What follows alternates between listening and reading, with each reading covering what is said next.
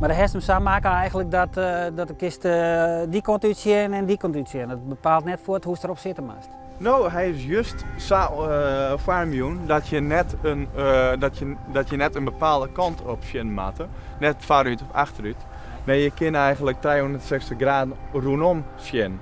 Je kan aan de binnenkant van de acht zitten gaan en aan de buitenkant terug je zowel naar de Monen als naar Haarlem en naar die omkrieten daar. Overal kun je heen zien. Ik wil juist dat beeld van 360 graden zien laten uitnodigen. In Noord-Eerst-Friesland komen op 12 verschillende plekken in het landschap speciale bankjes te staan. Eigenlijk zitplakken.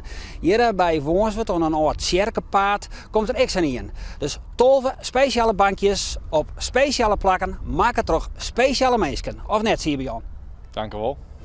Nou, daarover meer. Ik zal me eerst vertellen wat we verder nog in dit programma hebben. Een moord in Ljouwert als inspiratie voor een ballade, een stripboek en een toneelstuk. Theater brengt een eigen versie van Macbeth op de planken. Net een fleurig verhaal, maar wel bijzonder mooi. En Cabaret Noordenbos en Co. vol meestal het licht brengen. Wij haar een nieuwe stuk kleur bekennen. Dit stripboek dat weer de aanleiding tot de volgende reportage. Het is uitgevoerd door de historische vereniging van Ljouwert Aad Levert. En het gaat over een moord die gepleegd is in Ljouwert in de 30 jaren. Douwe Talma die gaat op zoek naar het verhaaldrager en de initiatiefnemers van deze bijzondere uitgifte.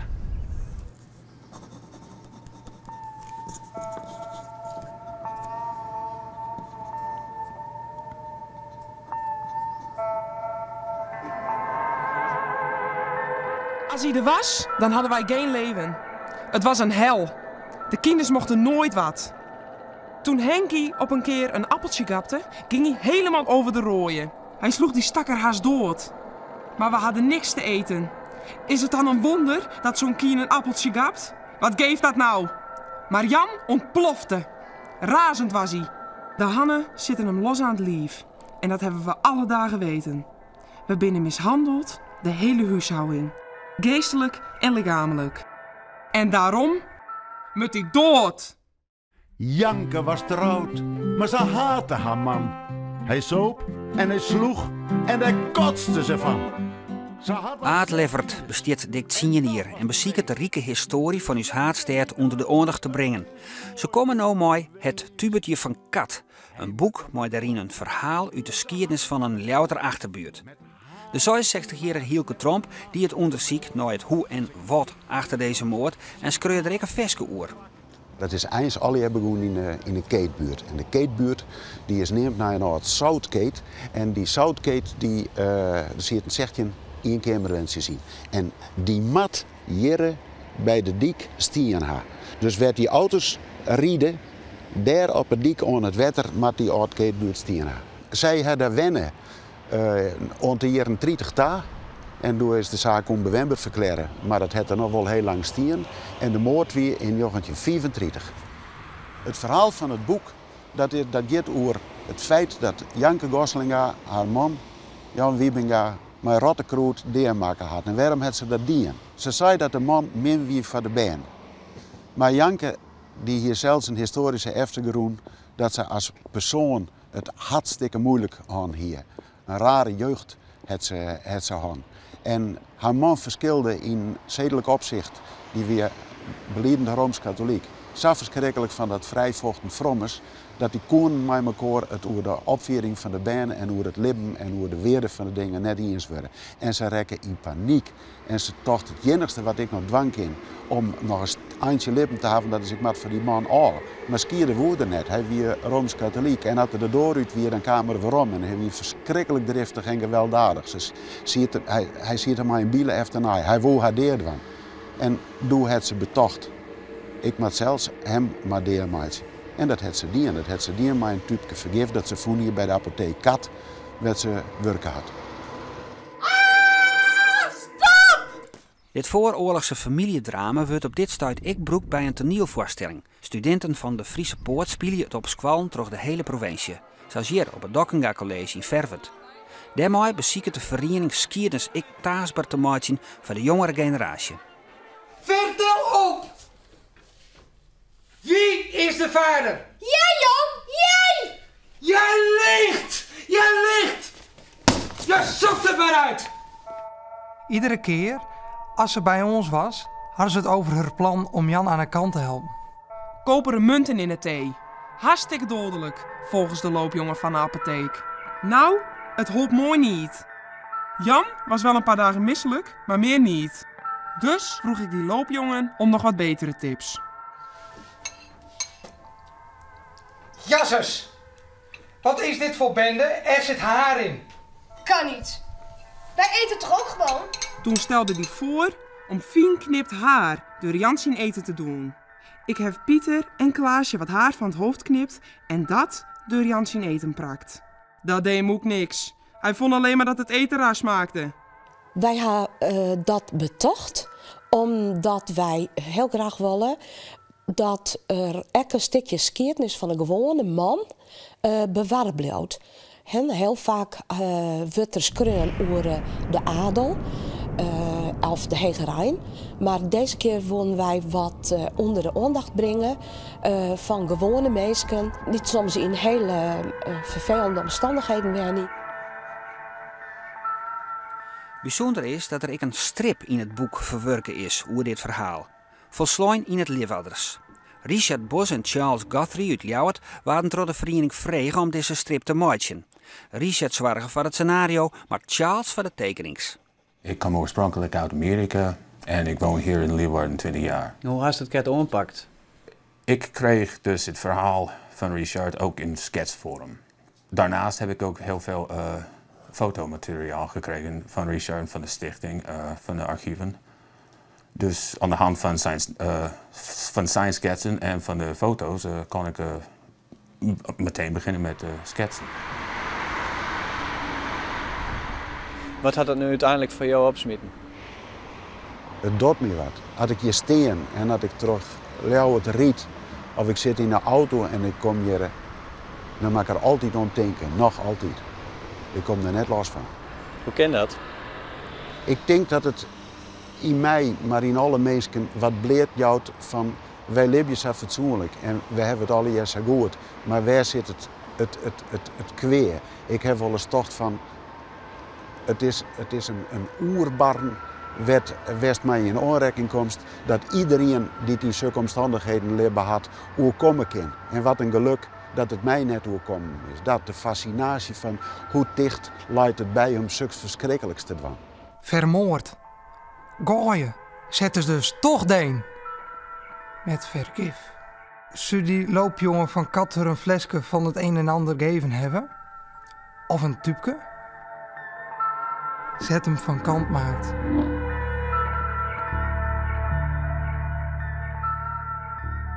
Theater speelt de komende man Macbeth van Shakespeare. Een zusterkeningsdrama vol met wraak, bloed en waanzin.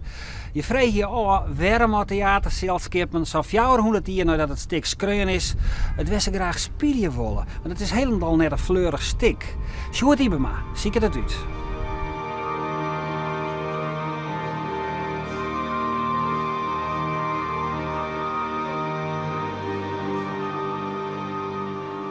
Ik ga net waarom. Ik krijg het spook benauwd, dus ik denk aan wat ik die aan. Ik doe dat net nog rustig, ja. Slappe sek. Jou mij die dolken. Ik denk dat het echt weer dat het een van de beste houdelijken is uit de theatergeschiedenis. Het thema van het stuk ligt besloten in een van de eerste zinnen van het stuk. In het Engels is het fair is foul, foul is fair. We hebben het vertaald als gave is gore en gore is gave. En het gaat over die twee kanten in ieder van ons. Het mooie en het lelijke, het goede en het kwaaie, het gave en het gore. Theater reizigt de komende tijd onder de vlaggen van Het Broest trok de provincie maar onder oren het stuk Macbeth van William Shakespeare. In het Fries vertaald door Nienke Laverman en regisseerd door Ira Jutkovskia. Net direct een fleurig stuk, maar vol prachtig van taal, beelden en heel mooi spelen. Macbeth gaat eigenlijk over oorlog en vrede. Of eigenlijk over twee kanten in ieder van ons en in de samenleving. Het begint met oorlog, met een gewelddadige oorlog. Shakespeare heeft ook 3 bestaande veldslagen in elkaar gevoegd. En op het moment dat aarde door bloed doordrenkt is, komen kwaaie krachten van de natuur uitaarden in mijn regie. En confronteren Macbeth met zijn diepste verlangen om koning te worden. En dat maakt zeg maar innerlijke duivels in hem wakker. Dat kan hij niet meer weerstaan. En langzaam glijdt hij af, hij pleegt moord. Hij wordt koning, maar hij wil ook koning blijven. Dus hij gaat steeds verder en verder. De moorden gaat door. Zijn beste vriend wordt vermoord. Hij laat zelfs kinderen vermoorden. Tot het moment dat weer oorlog uitbarst. Dit keer tegen Macbeth. En hij weer overwonnen wordt. Zij is een verschrikkelijk ambitieuze vrouw. Ik denk dat zij heel volle verlangens en wensen en heel volle creativiteit en energie heeft. Maar ze kan het net kwijt en dan krijgt ze op een gegeven moment bericht van hey, ik heb een hele bijzondere fascisme gehad.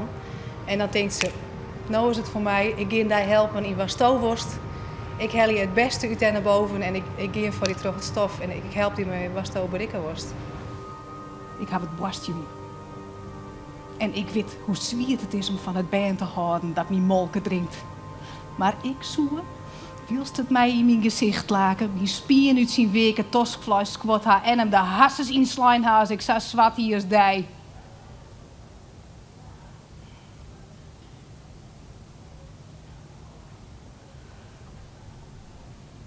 Wat als het misgiet? Als het misgiet? Ik heb bezocht om hem zo volle mogelijk dicht bij mezelf te houden. Dus het is, als het goed is, dan zou het Arnoldje niet een beetje oors is als oors. Dat zou mijn grootste compliment zijn. Waarom sluist u die ouw?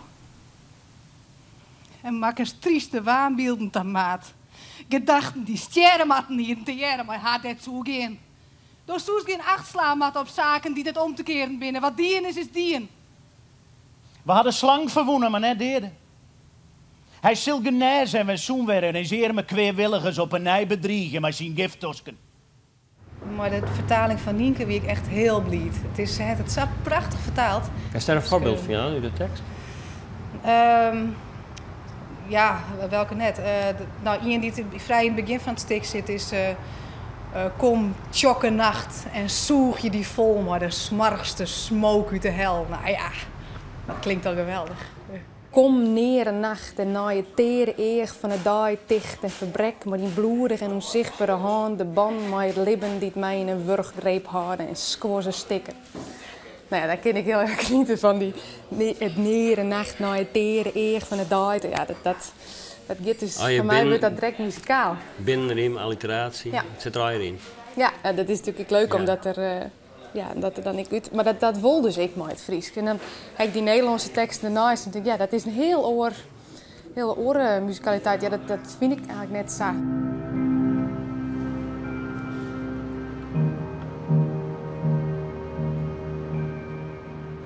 Ik zie vaak regisseren als koken. Je hebt veel ingrediënten, dus stop je bij elkaar. Je moet het goed afwegen wat je doet en hoe je op de juiste verhouding brengt.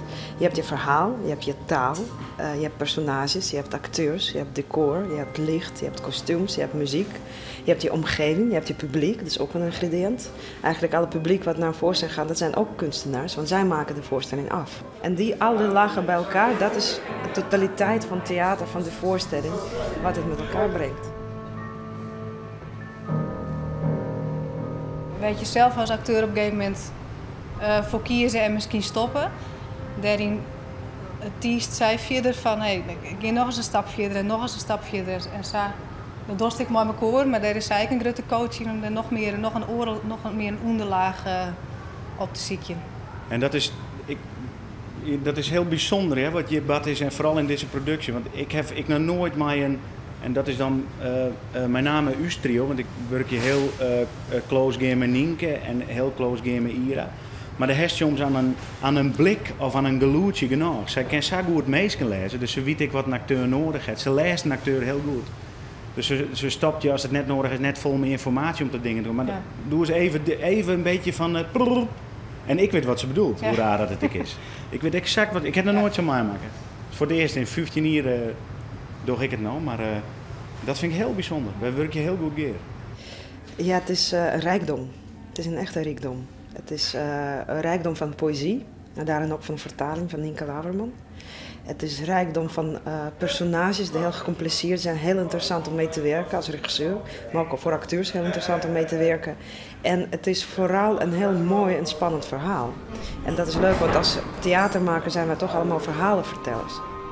Macbeth speelt het komende weekend in Balk. Na je week in Drachten en Achlem en daarna op een hele soort orenplakken in Friesland. Zoek voor meer informatie op www.theater.nl. Een van de belangrijke dingen van dit plakje vond ik om het net scansjaren, zeg maar. Om juist de prachtige omjouwing die hier hebben, daar net weer een groot element aan te voegen. Juist te putten uit de elementen die je ziet hier. Het zijn bakstenen gebouwd, een tjerk, een molen, gasloon, een donker tek. En die elementen die wil ik juist waarom komen letten, zodat net het hele landschap weer een groot ding erbij krijgt, maar een, meer op achtergrond. Ja. Een vorm die ik komt uit de vorm van het jaar. Ja. In die modder, daar zie je Sanskiertnis. Het is prachtig. Het is van, nou pak een beetje 1300 on 1900 binnen al je stukjes weer opvult met orensteen en dat, die elementen, dat vind ik, die skiën als je dat vertelt, dat vind ik geweldig. Dat wil ik hier eigenlijk in zien letten. Ja. Waar is eigenlijk de opdracht jou? Kunstdruk had de opdracht uitgeschreven en dat is nou een van de Frieske Vierzichten ontstaan. Eigenlijk weer de bedoeling bij de Frieske Vierzichten dat er 1000 bankjes terug heel Friesland neerzetten worden. En we beginnen hier maar in Peer. Ja, dit is het begin van die 1000. Wat mij betreft wel. Oké, nou er zijn genoeg plakjes hier in Friesland waar ik nog wat van bedenken wil. Ja. Nou, wij gaan naast nog eventjes naar Collemar Pomp en daar moet je ook nog eventjes twee kunstenaars. Weet je precies wat het is? Of maakt het net van uit? Ja, hier boven op de dik. Hoe lang is hij wel eigenlijk? Nou, hij is ongeveer 6,5 meter lang. Dus het is een behoorlijke lengte. De balken zelf is 30 bij 30 centimeter. Ja. En die gingen tussen 24 pijltjes in. Nou, we vonden dit gewoon een heel mooi plak, omdat het zo iepen is. En toen we wat meer lezen over de geschiedenis, ontdekten we dat dit gewoon een heel naai landschap is, maar een heel oude dik. En dat landschap is dus ontstaan door de slikwerkers. Wat staat er correct op? Even waar begint het? Het gaat over de fiets, over de slikwerkers die op de fiets bij balentronk achterop en de skep heen op de schouder. Het is een strofe van het gedicht van Epidam. En dat kun je dan dus lezen als het eromheen is. Wanneer komt dit bankje? Wanneer kunnen mensen hierop zitten? Van het Zimmer. Van het Zimmer al? Ja. Het belooft een hele mooie route te worden. Cabaret Noordenbos in Co komt mooi een nijstik. Eerlijk zijn, hier ik nog neer van het zelfskapjet, maar dat looit hem om mij. Want als ik zag haar een agenda zag, dan binnen ze vrij populair. Vooral bij de vrouwen van nu, de plattelands vrouwen, en bij de Frieske Krieten. Evert van den Berg, die hier oor onder sneur met haar naar Lelystad, want daar spelen ze ik vast aan Frieske Krieten. Haar nijse stik kleur bekennen. Atoll Plaza in Lelystad. Lelystad. Van de Frieske Krieten hier. De spelers binnen achter het toneel. Waar binnen ze? Hier zie ik wat. Goeiedag. Goeiedag. Je bent een van de spelers? Ik ben een van de spelers, ja. Waar ben je? Ik ben Aline van der Wij, stroepsman. En waar ben je? Ik ben Janneke Tem Westra uit Oosten uit Sjerk. Goeien. Goeien. Goeiedag. Reni Zuiderveld. Remy? Reni. Ja. Dat is genoeg. En jou binnen? Ik ben Klaske Kengma, Noordenbos. Ik ben Pieter Jelle van der Laan en veel liedse rolsies, maar vooral de muziekschreeuwer en de pianist.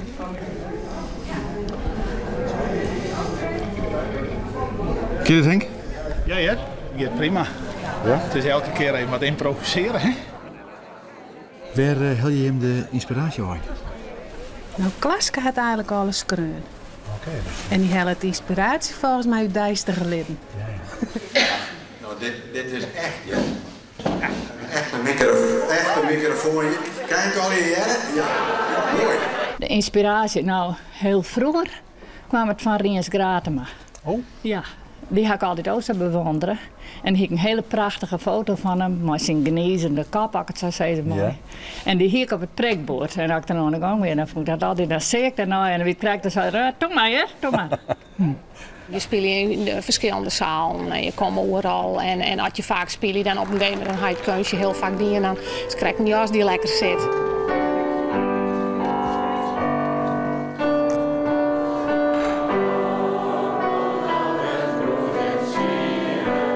Nog 5 minuten, ja?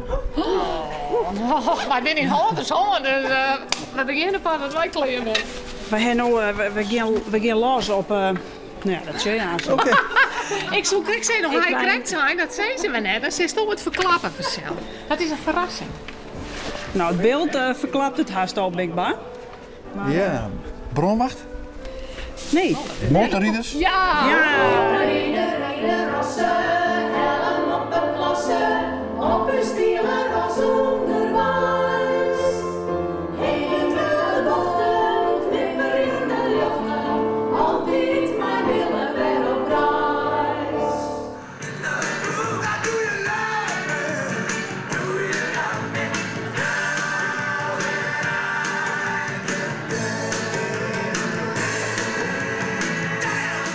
Wat is je normale beroep? Wat doe je? Ik heb met mijn man een kraambedrijf. We zitten in Groenverzet. En de oren? En de oren, nou, we hebben van alles. Lerares, een man die in het ziekenhuis werkt, iemand bij de politie. Dus dat is ja, van alles wat. Was er een snoepje van bij haar? Nee. Ik wil nooit snoepjes aannemen van vreemde man. Dat is mij wel vertrouwen, je. Nee. Dat is misschien nog wel heel aardig. Maar als neemt me mooi in die auto en dan kist wel hele rare dingen mooi mee doen. Nee. Wij zijn vrijwilligers in het zorgcentrum. Als je dan die oude mensen ziet, dan krijg je soms samen een leuk idee. Ja. En zij is ook bij de sportverenigingen en in een winkel en overal werd je maar binnen. Ik ga naar een optreden west van... hoe heet er nou ook alweer? Doe je even goed nadenken en dan... Ja. Ik zie hem zo van die... wist ik al, hij had zo'n gutig kap. Wat zou ik je nou ook alweer vertellen? Oh ja, daar trof ik haar van dinges. Maar de tijd is voorbij. En waar sterk dorst.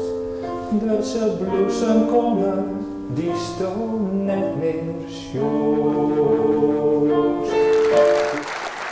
Dat is inderdaad een lied, maar een heftige tekst, ja. Ja. Nou ja, ik hoop dat het de stemming net verpest heeft. Maar ik heb het wel proberen de muziek bij te bedenken. En dat het echt even oor komt, ja. En elk van u zijn jongen, die passen in dat plaatsje. Wij wezen in mijn burger, op je mijn spaatsje.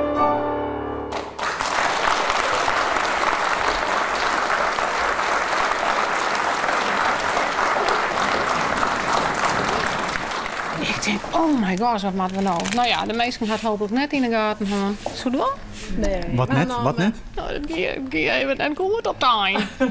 Wij gaan aan het kneden en de Dwaanwestklas had een heel nice stick. Ja. Op een gegeven moment dan had je het gevoel, het zag het ergens in. De meesten kunnen de aandacht net krijgen. En dan komt er een nice stick in, klein bla. Ik ga van net merken, ja? Nee, ja, dat zei je wel nee, beter. nee. Nee, oké. Het lijkt het nou wel gunstig, maar dan ben ik wel eens jong, dan is het maar een hele groepje meer. Ja. En al je gries, no? Ja, ze dienen de mimiek erbij en dat vind ik fijn. Net stief staan, maar de hand een beetje, maar ze dienen dit en zo. Precies zet het jet. Prachtig. Wat doen we nou hier? Ik ben van de televisie. Nee, hè? Waar komt het dan op? Omroep Friesland. Dit weer de K-route. Na een week in de K-route keus naar Gerrit Terpstra, want die werkt het mooi squallenbeen aan een kunstwerk bij Oranjevoort. Saxofonist Laurens Blinksma die improviseert het liefst. en de leesclub van Tjumerum. Die wrakselt nog altijd mooi. Het nieuwste boek van Bouke van der Hem, De Fury. Soms het dwarren te sezen. Voor nou bedankt voor het zien. En het na weekend.